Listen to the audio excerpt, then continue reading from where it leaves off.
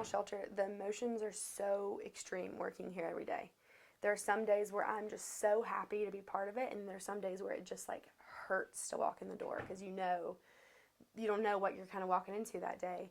A story that kind of really got me one day was, I think it was the day after Christmas, and I was walking back through the clinic, and in our surrendering room there was just a dog that was just sitting in the middle of the floor in a Christmas sweater, just sitting there.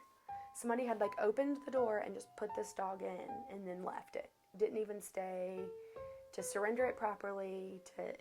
And it every now and then it's easy to kind of bypass that kind of stuff, but that dog just sitting there waiting on somebody to come get it in a Christmas sweater just got me. And it's sometimes you just have to like let it flow. Sometimes you just have to accept that moment of sadness and then just kind of move on from it. That dog has always stuck with me. And unfortunately that dog was very, very severely heartworm positive.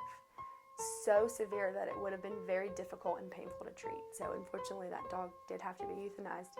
And I think about it a lot, and I just hate that that owner couldn't. I appreciate that the owner brought the dog to somebody to care for it, but I hate that they couldn't own up to it. One of the most important things that I always tell people, that we can't adopt our way out of the problem that we have with the overpopulation of homeless animals. We can educate and we can legislate. So like I was saying earlier, we do transports to a lot of shelters all over the country that have a demand for animals. And a lot of times that's because their state has spay and neuter laws and their state has animal registration laws. We don't really have any laws right now in the state of Alabama that regulate and help to protect our animals. We're currently working with a group on a puppy mill ban for the state to kind of regulate breeders in our state to try to help combat the issues that we see with that.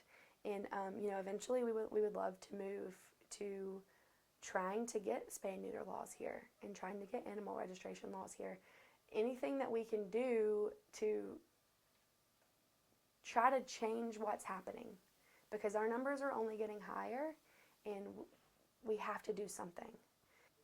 One of my favorite stories is there was this little dog that was surrendered.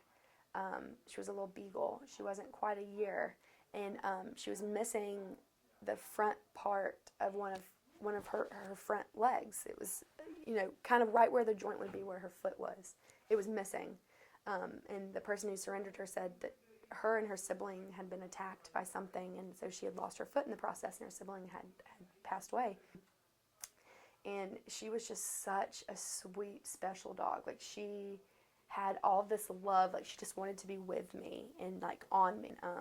I would go to sleep at night, and she would just, like, cuddle up on me. She was just the sweetest dog. But she had really bad separation anxiety.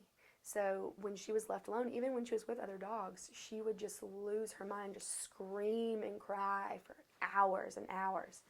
So I couldn't keep her at home anymore. So I brought her back here, and so she was staying here at the shelter, and people weren't really willing to accept that her personality flaw of hers.